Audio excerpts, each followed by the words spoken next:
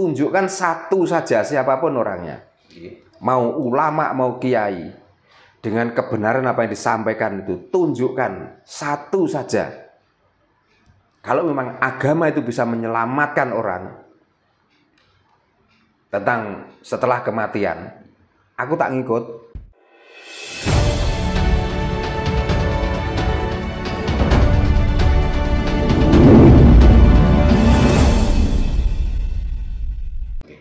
Ya, kita kembali ke bukan ajaran, tapi kita kembali ke kapitayan kita masing-masing. Kita itu hidup di Nusantara. Kita itu hidup di Pulau Jawa ini, kalau yang di Jawa. Tapi Nusantara ini kan beragam. Mari kita melestarikan Nusantara kita sendiri, budaya kita sendiri. Gak usah ikut-ikutan budaya orang lain. Kalau sudah seperti ini, terus mau nganut siapa lagi? Coba. Padahal ini orang yang ditokohkan, bahkan sampai dia menjadi penasehat presiden di bidang keagamaan. Kalau orang yang ditokohkan, dia menjadi penasehat di dalam agama.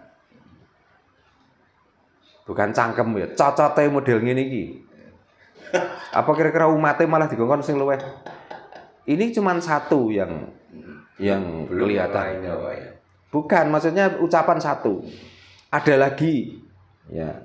Waktu itu pentas dengan Mbak Yati Pesek. Betul, nggih, Ya. Yati Pesek ini. Ini kan baru-baru ini baru terekspos, tapi waktu itu kan enggak. Belum Ya. Pak. Coba. Walaupun candaan, walaupun gurau.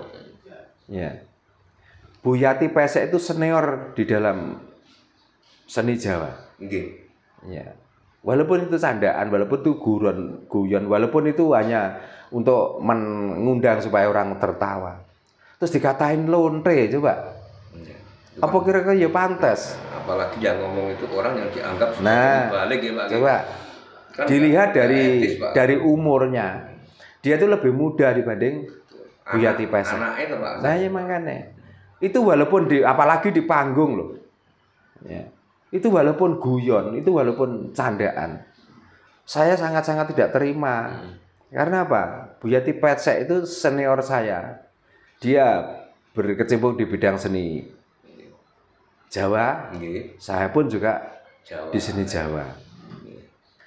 Dengan kehati-hatian Bu Yati Pesek di saat pentas, di saat ngelawak.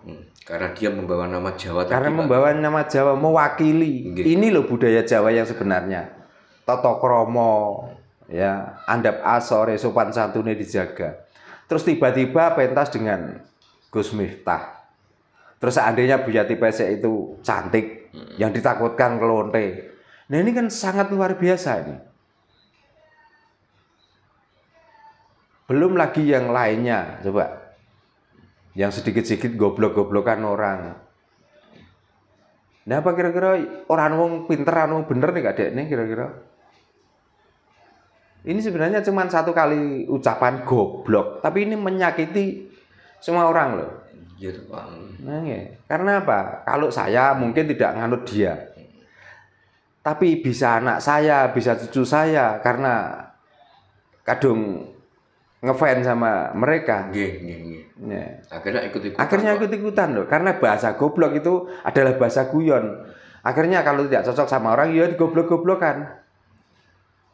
Ya, sama saja dengan kita mengajari anak cucu kita nanti menjadi orang yang tidak mempunyai sopan santun lagi. Kadang gini Pak, yang lebih parah lagi dengan orang-orang Nusantara gitu. Kan kita kan sekarang kan adanya medsos itu kan tahu kan informasi dari mana-mana kan tahu Pak ya. Kadang ketika kita melihat ada salah satu yang menceritakan tentang ajaran leluhur, ajaran kapitayan itu, kadang mereka justru malah komennya itu malah nggak pantas. Gitu Pak. Nah, ketika ada yang memposting sesuatu yang berbau ajaran-ajaran agama, nah orang itu antusiasnya luar biasa, gitu Pak. Nah, kadang saya berpikir lah, masa orang kok dibodohi kok mau lah. Kadang sekarang loh Pak, kita meskipun orang Jawa ya, kita itu jarang lihat orang itu masang atribut Jawa itu kadang nggak pernah loh Pak. Tapi kalau gambar Jawa itu kan banyak loh Pak. Nah itu bagaimana Pak ini mau Pak biar teman-teman. Nah itulah buktinya dari sejarah awal yang saya ceritakan tadi. Sebenarnya agama di sini itu apakah dakwah? Karena dakwah itu sebenarnya menyampaikan dengan lembut itu dakwah. Tapi bukan, agama Islam masuk di sini itu dipaksakan. Dan orang yang membawa agama dengan memaksakan itu penuh dengan kekhawatiran. Maka dengan kekhawatiran itulah kalau ceramah, kalau nggak didengarkan, dia juga ngamuk loh. Penonton ditanya, kamu mendengarkan nggak? Ya sudah kalau nggak, tak pulang wae. Kan banyak kiai-kiai seperti itu. Iya. Nah itu artinya apa? Dia kan takut kalau dia tuh dongeng itu atau menceritakan itu nggak ada yang dengar. Kan ketakutan. Terus kalau mendengarkan dapat pahala, kalau tidak akan mendapatkan siksa. Ini kan paksaan juga. Nah ngapain orang kok dipaksa harus mendengarkan?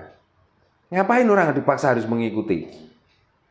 Makanya mestinya kalau memang agama itu benar dan agama itu membawa kenikmatan, kalau saya dan sudah tahu bahwa ini akan mendapatkan, benar-benar akan mendapatkan, saya malah nggak akan ngomong sama orang lain.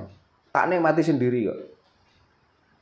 Saya juga bayangkan seandainya surga itu dipenuhi dengan orang-orang podo wae, yongkep.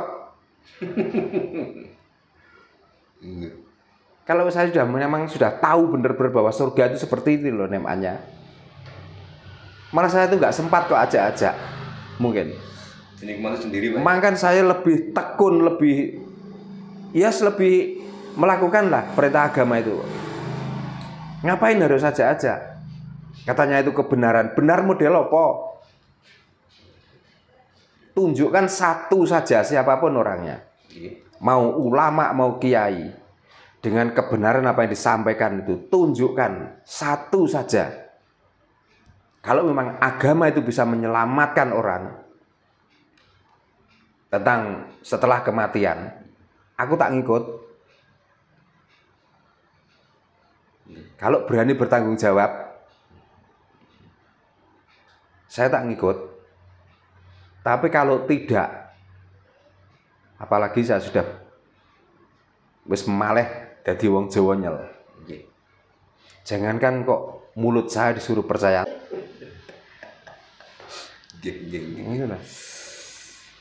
Makanya untuk apa? Makanya ana wong gembar-gembor, ana wong menyampaikan hal ini begini dan begitu.